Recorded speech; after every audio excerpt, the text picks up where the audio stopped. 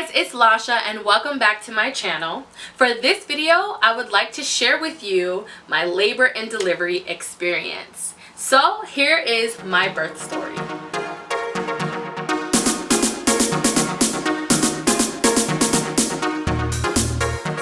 For this video, I just wanted to share with you guys what labor and delivery was like for me.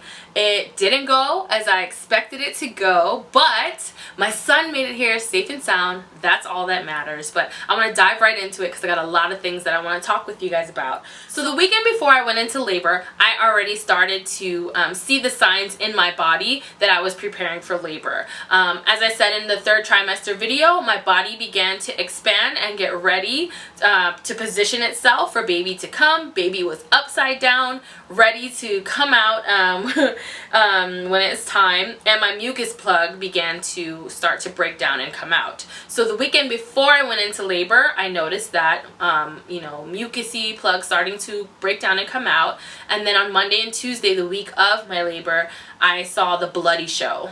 It's what they call the bloody show. It's a bloodier mucusy thing that comes out. I know it's so gross, but it's cool. You know, the mucus plug plugs in your cervix and keeps everything closed off for the time that the baby is being formed, and then when it's time for a baby to come out and things need to start getting ready, it comes out. So that started to happen to me from the weekend before going into labor, and then on the week of, I got the bloody show. Sure enough, so that was Monday, Tuesday. Wednesday, I started to feel those contractions. So I get up, I'm getting ready for work, do my hair and my makeup, and I head to work. And while I'm there, I'm feeling like this stingy, it's hard to explain, but that's how it felt, like a sting sensation going across your belly. And I was like, what is that? Like, what's going on? And as I'm at work working, I started to feel them kind of come more frequently and intensify. I asked my coworker, because she has 2 kids, and she's like, girl, this might be it. Like, you're gonna have this baby within the next couple days, I'm sure of it. So I was like, oh my gosh, I was so excited, like, this is happening, a little nervous, a little excited. So after work, I worked all day and I was fine. That feeling continued to come back, come and go. And I came home, I started getting my hair ready because I'm like, I think it's gonna happen soon. My husband and I had choir rehearsal that night. Every year around August, September time frame, we get ready for our Christmas production in December. So, we had practice, and I wanted to get to practice and learn these new songs that we're, doing in preparation for Christmas. So I get to practice. I'm practicing the songs and I'm singing and I'm like do do do do. I'm like, oh wait, oh my goodness, whew. I found myself like to the point where I had to breathe. All this time leading up before that, I didn't have to stop and like breathe. I would just feel the contractions and keep going. But no, I was starting to get to the point where I'm like, whoa, okay. I was like, all right, it's getting real right now. I feel this right now. I feel it. So I was like, oh my goodness, this is real. So I ended up having to take a break in between singing these songs because I could feel these contractions so strong. So something told me, go to the bathroom, check it out. So I go to the bathroom and I noticed, TMI, gross moment, but I noticed that my underwear were wet. I immediately remembered a story my coworker told me where she was actually leaking amniotic fluid and didn't know. So I was like, oh my goodness, why are my underwear wet? Like, it's like drenched with water, like, seems like. And I'm like, did I sneeze too hard? Mommies, you know what happens when you sneeze too hard while you're pregnant. So I'm like, did I sneeze too hard? I'm like, did I laugh too hard? What's going on? So I called my doctor, because I said I'd rather call my doctor and talk it over with him than to, be safe. I'd rather be safe than sorry. So I called him and he's like, interesting. Well, there's no way to really know except for to send you in. So he's like, I'd hate to do that to you if you don't know for sure that you're going into labor, because you go through all of that just for them to send you home. So he's like, I want when you come in and it's go time. So I'm like, okay, doc. But he's like, but it's better safe than sorry. We want to check you out. Come in. So I'm like, all right, let's go. So grabbed the hubby. I grabbed my mom, and I told my dad and my sister to just come later. And we came to my house and got my hospital bag that was packed already, thank God. And the baby's diaper bag, and my husband got his bag, and we drove on to the hospital. Okay, so maybe we didn't drive right to the hospital because I was hungry. I heard that after a while they might not let you eat, so I was like, you know what, babe, just go in this Wendy's drive-thru real quick. I did. Guilty as charged. I was like, babe, this drive-thru looks good real quick. I can eat on the way. We'll be good. So we did.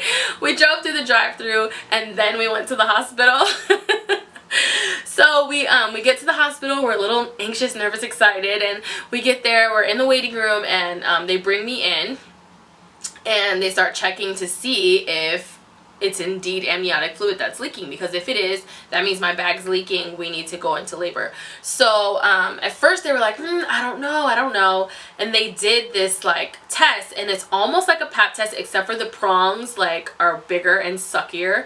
And so when they put it in and cracked that baby open, I was literally like, ah!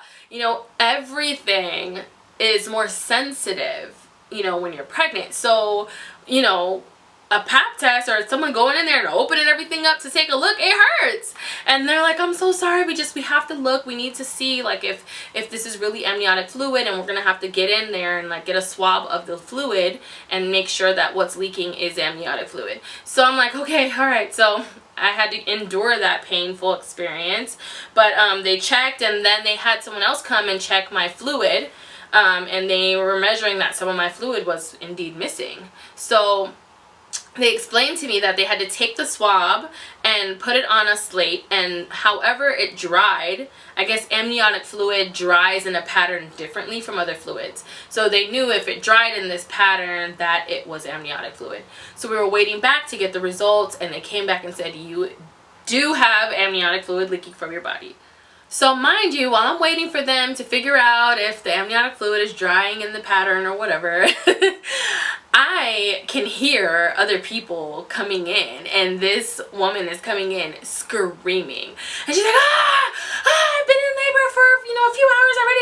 And so I'm like, oh my gosh, like it hasn't gotten that intense for me yet. So I'm like, oh my goodness. It just made me a little bit more nervous, because I was like, oh God, oh Lord, it sounds painful. And she's screaming, and the husband's like, oh babe, my hand.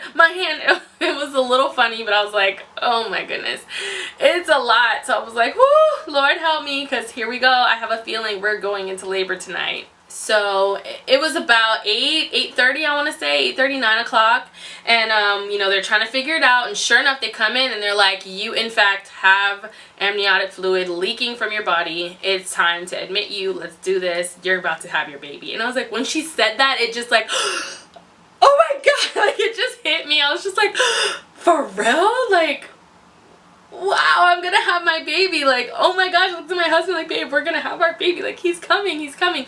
So we go in, they get us situated, they give me my robe, they change me on my clothes, we get going, and I'm laying there, and they're like, hey, we're gonna have to give you Pitocin to go ahead and start to get your labor kick started, because I wasn't dilating. However, fluid was leaking from my body already. So we're like, we got to get this labor going. We're going to give you some Pitocin. So just a little bit on Pitocin. It's an oxytocin. The brand is Pitocin, but it's an oxytocin, and it's a medication made with the peptide oxytocin, and it's used to cause contractions of the uterus to start labor and to increase the speed of labor. So it also kind of helps for you to not have as much bleeding after delivery too. A lot of people don't know that, but yeah, Pitocin is very commonly given to women in labor to kind of get things moving and going when your labor is going too slowly. So for me, I really needed that boost, because it was like in other ways my body was kicking the labor in, and in other ways it wasn't. So they gave me this Pitocin, and man, those contractions went from a 3 to a 6 real quick, honey. Let me tell you something. I was like, woo! Okay, now this is the kind of contractions I was expecting to feel. Like, I think I didn't realize I was going into labor before that, because I'm like, okay, it's like a little stingy feeling, it ain't that crazy.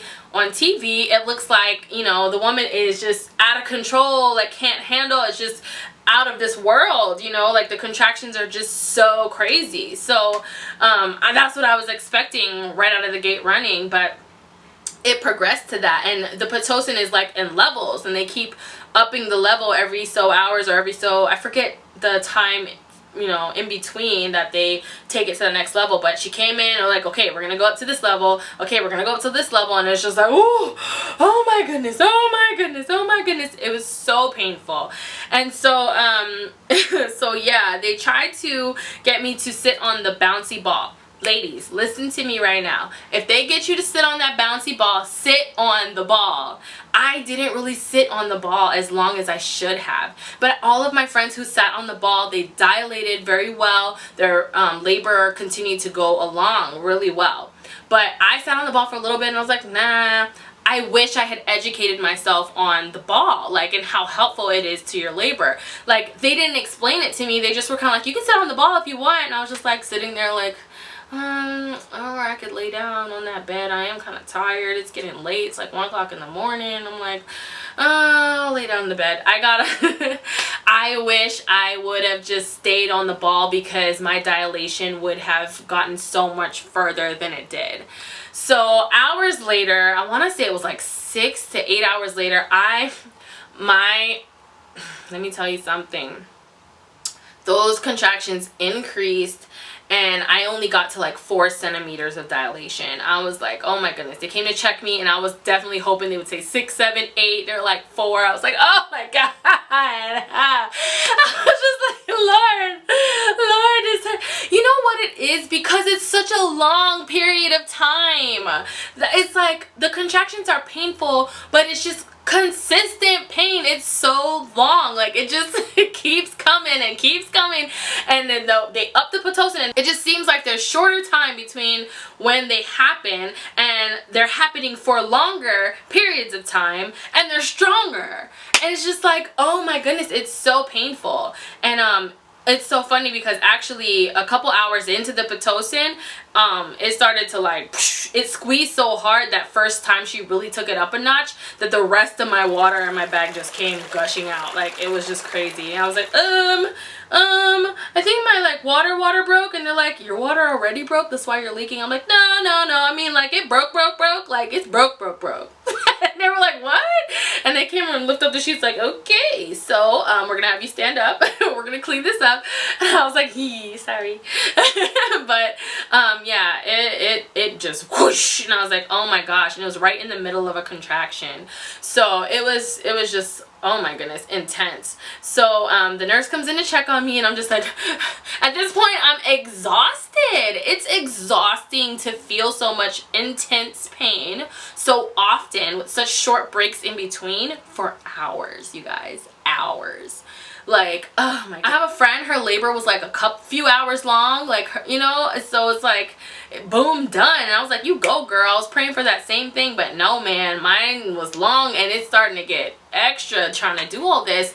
And finally the nurse is like, honey, get the epidural, like, it's okay. I don't know why you young kids like really push yourselves to like not get the epidural. Disclaimer though, not knocking any mamas who have challenged themselves to not get the epidural and push through their pregnancies like the superwomen that they are. You guys rock, and if you did get epidural, you still rock, because you still go through this crazy experience, man. So hey, mamas, whether you got epidural or you didn't get epidural, you are a mama and you are amazing, and you powered through bringing your child into this world, whether you had some medication or not. So I just want to go ahead and say that first of all. But second of all, we also too sometimes put that added pressure on ourselves, and it's okay if you feel like I have to give in, you know. And she was just reassuring me of that, like, if you have to get the epidural, it's okay.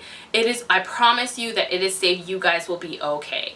And so at first I was like, you can't promise me that, lady. I don't know, you know. And I'm just like, what do I do, you know? And then this extremely intense contraction came, and I was like, whoa. I was like, oh my goodness. It was just like, it was so intense. And I looked at her and I was like, yeah, I'll get it. I'll get that epidural. I'll do it right now. Yeah, right now. I'm good. I'm ready. Right now. Thank you. I was done. I was like, I cannot. This is just, no, I can't. I gave in, guys. I was like, I'm getting this epidural, ma'am. I'm getting it. Just give me the epidural. I will be okay. Again, like I said, I have lots of friends who got the epidural. I have lots of friends who didn't. They both are healthy. They both had healthy labor and deliveries. Their babies are fine. They are fine. No issues. So I was just believing for the same thing for myself. So she was able to find the epidural tech to come in. Because she was like, you know, he might be with somebody else. That's why we ask you guys ahead of time. You know, I understand you wanting to try. And I was like, yeah, I wanted to try, but I wanted to experience labor. Like, what is this feeling? I didn't want to just rush right in and you guys give me the epidural right away. And I don't know what it feels like. Especially because, you know, I like to share these experiences. Next pregnancy, we will document the whole thing. I'll bring the camera. I had the camera on me and just forgot to videotape anything.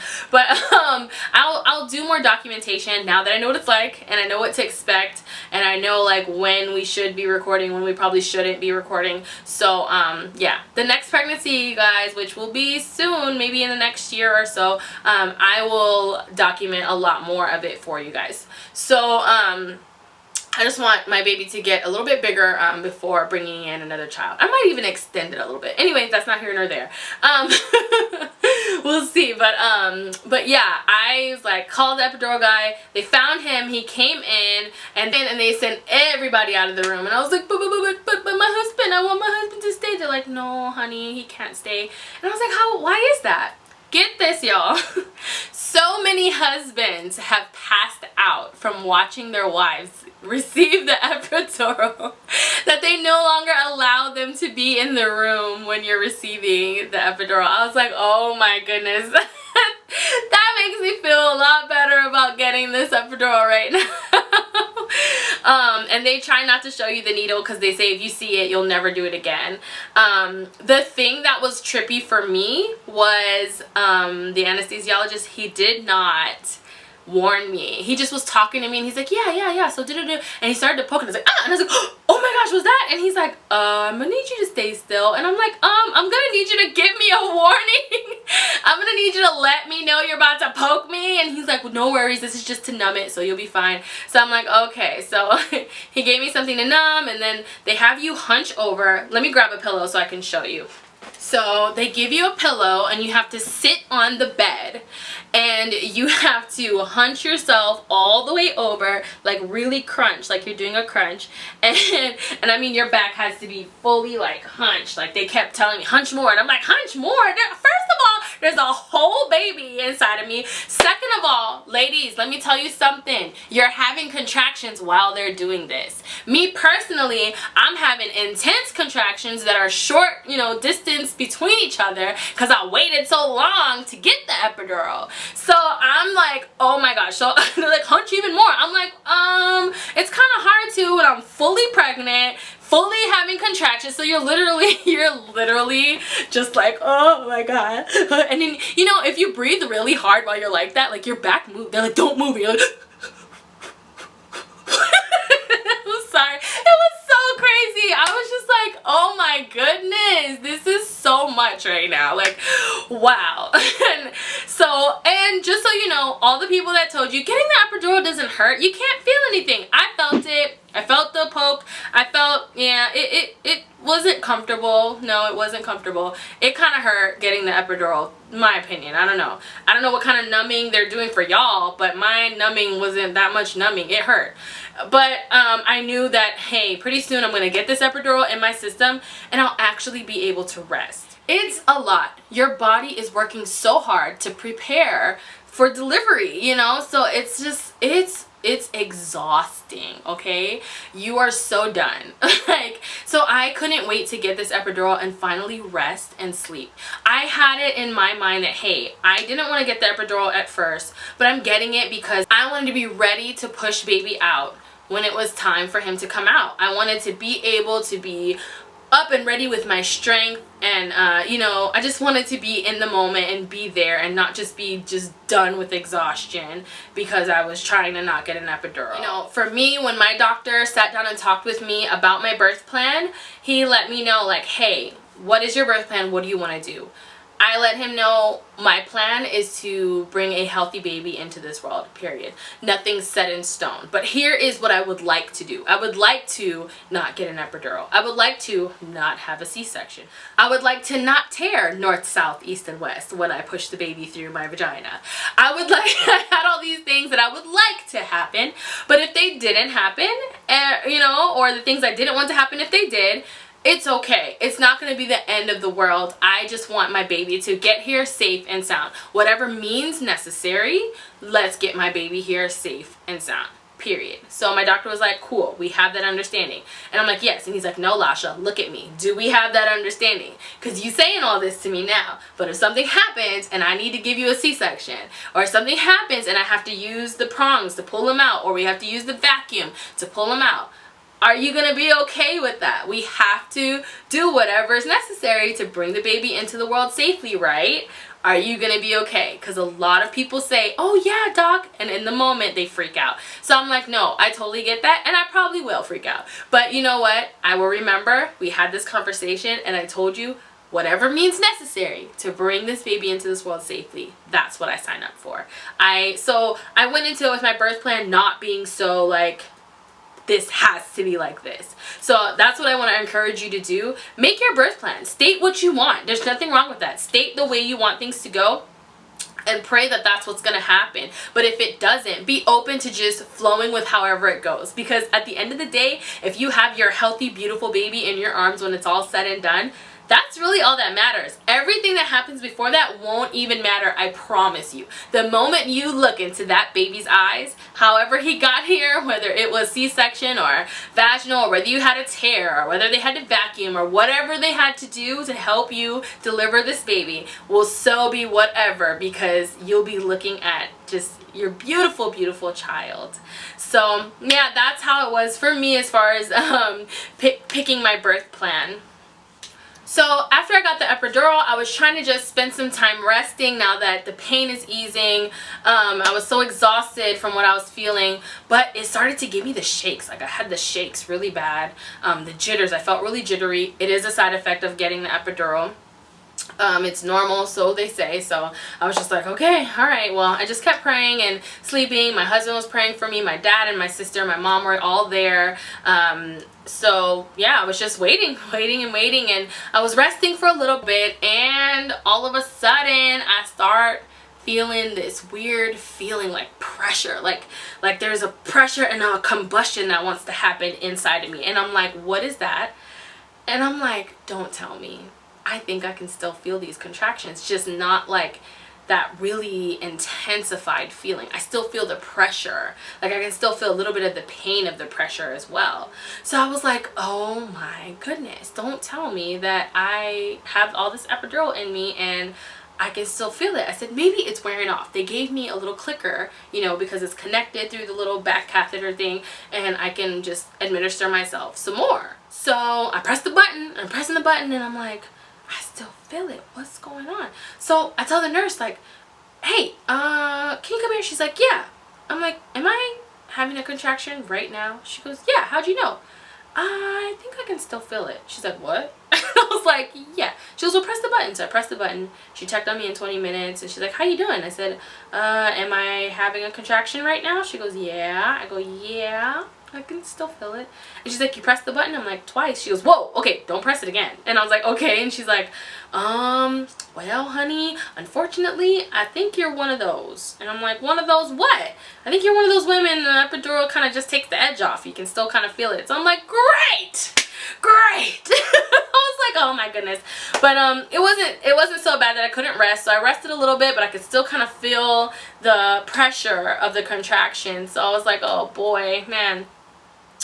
Yeah, it was exhausting, but I was able to get a little bit of rest. I rested for a few hours, and then all of a sudden this nurse comes running in. There's a machine next to me, it's beeping, and she comes and puts oxygen on my face. So I'm like, huh, what's going on? She goes, oh, we just need to, you know, give you a little bit of oxygen. So I'm like, okay.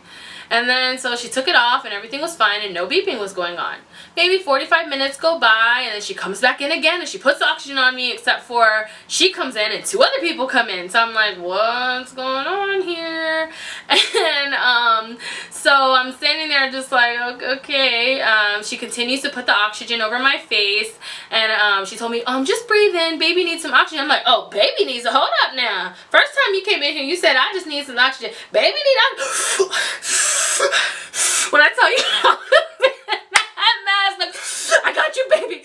Here's all the oxygen, mommy got you, baby. I was like, what? My baby needs oxygen. I'm like, what? Oh my gosh, I started freaking out. So, you know, baby was okay again, and then they left again. So then it went off again, and they came back in and said, okay, that's the third time. We're gonna go ahead and take it down a few notches, your Pitocin. But I'm like, what? No, we're getting there, you know, and I'm like, what? And they're like, yeah, baby's going into distress. So I'm like, oh, okay, no, baby first. If he's going into distress, take it down, do whatever you have to do. Let's make sure that, you know, baby is safe. So they took it down, and, you know, he was doing better. He was fine, but I wasn't progressing as far as my dilation. I was still at 5 centimeters. So it was just like, oh man, like, you know, what are we gonna do? Baby started to go into distress again. The beeping started, and everybody comes rushing in, and finally one of the doctors just says, hun, listen, I think we may have to go ahead and start talking about a C-section. Did your doctor talk to you about that?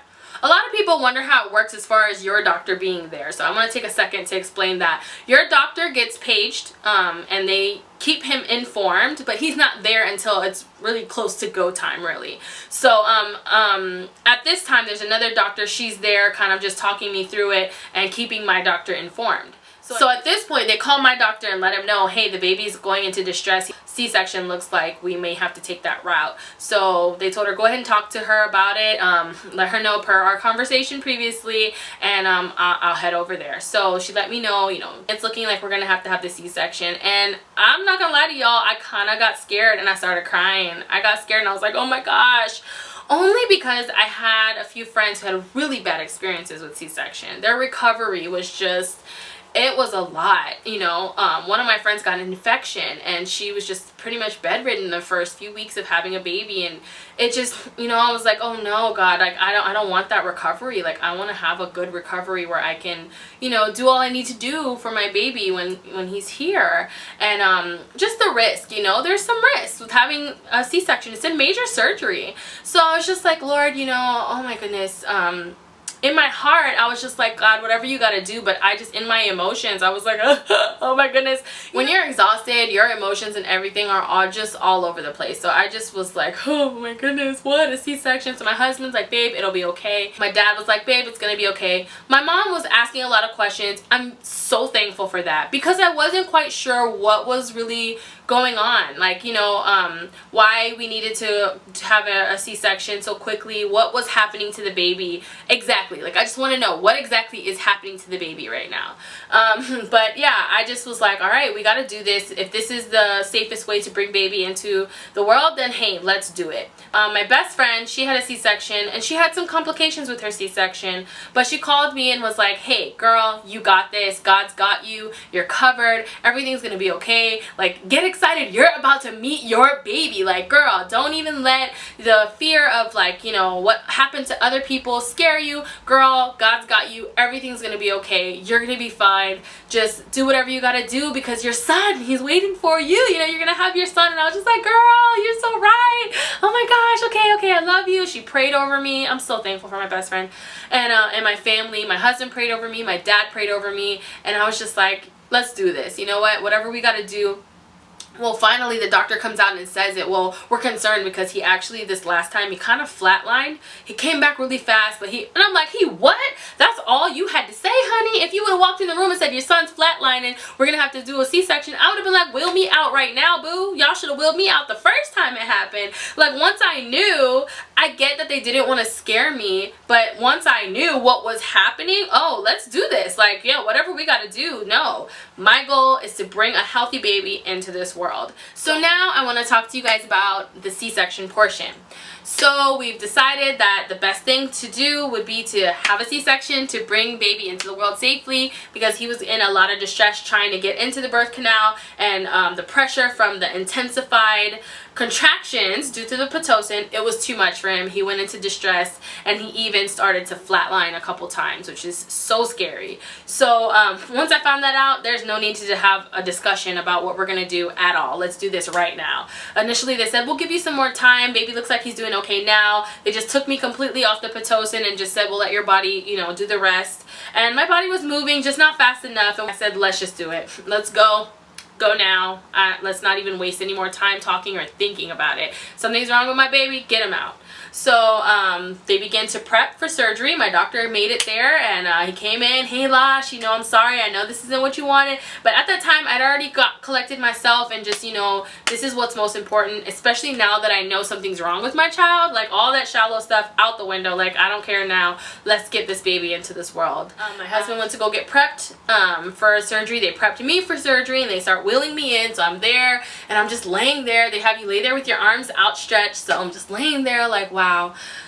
So they push me in, and when they push me in, the doctors and nurses and staff were just kind of like, hey honey, it's gonna be okay, and you know, we're gonna do, and I'm like, why are they all like coddling me? Why are they all acting like this? And I'm like, oh, that's right, when they told me initially, I started like crying, and I felt sad that I had to get a C-section. So I'm like, no, I don't want to bring my baby into this world in like that atmosphere. I want joy, I want happiness, I want us to be ready for this baby. I'm about to meet my son that I've been dreaming about and waiting for and wanting so badly. So I was just like, hey guys, I sat up and I was like, hey everybody, and they're like, hey, are you okay? And I'm like, oh, I'm fine. I was like, listen, I had my little moment, you know, I threw my little temper tantrum because I didn't want to get C-section, but I'm good now, y'all, let's party. They're like, yeah, like, it was so funny. Everybody's like, yeah, let's do it, yeah. And they're like, that's what I'm talking about. Like, the nurse walked up to me like, yeah, come on, let's take a picture, you know. So I'll put up some pictures for you guys, but they're like, let's take a picture, you know, come on girl, let's get excited, let's do this. So I'm like, okay. So I'm laying there and I'm like, where's my husband? They're like, we're getting him ready. So they're getting him, you know, all dressed in his, surgery garb. And so he comes in and he's like, hey babe, you know, we're gonna be okay. He laughs though, because I was just there and I was just resting, because I was just like, oh God, you got this, and I'm just gonna rest in peace. I'm not gonna get worried and scared or anything. So I'm laying there and my eyes are closed, and then I open them and my husband's standing there. So I go, hey baby. He goes, oh, hey. He didn't know if I was like out for the surgery or like, you know, he didn't know I would be awake. Well, they put something in my epidural. I'm not sure what they put in it, but it just, you know, numbed me the rest of the way so that they could do the surgery. So that part was cool. I didn't have to be completely knocked out for it. So one of the nurses comes to me and she has a needle. So she pokes me in my shoulder. She goes, you feel that? And I go, yeah. And so then she pokes me like right at the top of my belly, because there's like a screen, not a screen, but like a cloth that they put over you, so that I'll try to put up a picture if I have one that shows it, so that, you know, you can't see and they can protect themselves while they're doing what they got to do on the other side. So she dropped it though, and she's like, you want to see, you want to look? And she asked my husband. So crazy. But anyway, she pokes me on the top of my belly, and she goes, do you feel that? And I was like, it's weird because it feels like I can feel it, but I don't feel the needle. Like, I can feel that she's touching me, but I don't feel the needle. And so she goes, good. And she goes, now do you feel this? And she kind of started to poke at the bottom. Like, I could see that that's what she was doing, but I couldn't feel it at all. So I was like, no ma'am, I don't feel that at all. She goes, oh good. She goes, but do you feel this? And they're like grabbing you and touching you, and you can feel it. It's the trippiest thing to have somebody poke you with a needle and stuff and you can't feel that. But when they're touching you, like, you can feel them touching you. Oh my gosh, it's like the weirdest feeling ever. So I was like, wow, this is nuts. It's trippy. And so I'm laying there and they're like, all right, we're gonna get started. So I'm like, yay. So we're talking and they're like, you know, what's his name? You know, the nurse is kind of distracting me. What's his name? And what, you know, oh, are you guys excited? So we're talking and we're getting ready. And I kid you not, the first picture we took before they started was at 2:30. My husband has the timestamp. At 2:32, you hear Jeremiah screaming because he was born. It's so fast. But while she was talking, I started to feel like full on elbow to fist arms on the top part of my stomach, and it's like they were pushing baby out, I guess, you know, and pushing down. So you feel their arms, but you don't feel any of the surgery. You don't feel any incisions, you don't feel anything. But I did feel their arms as they were just, you know, pushing baby down. And next thing I know, I hear the screaming. Like, it was so fast. I thought it was this long surgery, but no, the recovery part, this, you know, preparation and recovery, those are the long parts. But the actual surgery was so quick. It was so quick. So on Thursday, September 5th, 2019, at 2:32 p.m., Jeremiah Israel Sibley's was born, 7 pounds, 8 ounces, and 21 inches long. So, yeah, at 2:32, wah! You know, I hear the screaming. He was so cute. He literally had his hands outstretched like this, and his toes, and he's like, ah! Ah! You know, and they're holding him by his underarms right here, and he's like, ah! Ah! Screaming. It was so cute, and just hearing that sound, and I can't move, I can't do anything, and I'm just laying there, and I just started talking to him. I'm like, baby, it's okay, baby, mommy's here. And I'm like, babe, go. And he's like, but babe, are you gonna be okay? I'm like, go, go, go. I sent my husband, I had a long talk with him beforehand. When baby comes, you go be with the baby. You go watch what they do to my baby. You keep an eye. You do not let that baby out of your sight. I'm a grown woman. I will be okay. My family's here. They can go get my mom if something happens. I need you to stay with the baby. So he did. He ran over to the baby.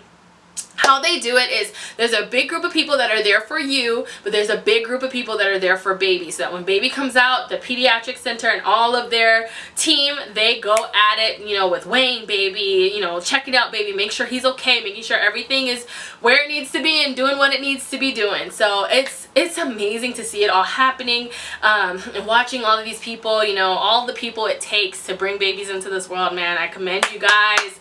Thank you guys so much for what you do and the care that you put into doing it, especially at the hospital where I had my baby at. So it was awesome. Like, wow, they were so good. And so they cleaned him up a bit, brought him over to me, and let me get a little picture, let me get a chance to kiss him and talk to him. Oh my gosh, oh, my heart just melted right there. And you know, then they took the baby to go ahead and go into his portion of recovery. So man, I'm so thankful for my doctor. I hugged him so tight and thanked him for all that he did, because my baby got here safe and sound regardless of whatever was going on, and I was having a great C-section experience. Actually, I was like, this is awesome. I might want to schedule my next, you know, delivery to be a C-section. Like, this is great. I know that's not everybody's story, but I'm thankful that it was mine for this this pregnancy. My labor and delivery went great. You know, it had its bumps. It didn't go as I expected it. I thought I was gonna have my baby vaginally and everything was gonna be great and go perfectly and smoothly. It had its bumps, but at the end of the day, when I looked into the eyes of that precious little boy, everything was worth it. It was just the best, the best, the best. All right, you guys, thank you so much for joining me for this video on my birth story. Such a precious, precious, precious day for me, an unforgettable day. But this is kind of part 1 of labor and delivery. I had to split it up into 2 parts because this part ended up being so long. So I'm gonna split it up and we're gonna go over labor and delivery, my recovery portion, because I want to let you guys know what it was like recovering after the C-section. So make sure you guys check that video out, and I'll see you guys the next video. Like, subscribe to my channel, share this video with your friends, and I'll see you guys next time. Bye.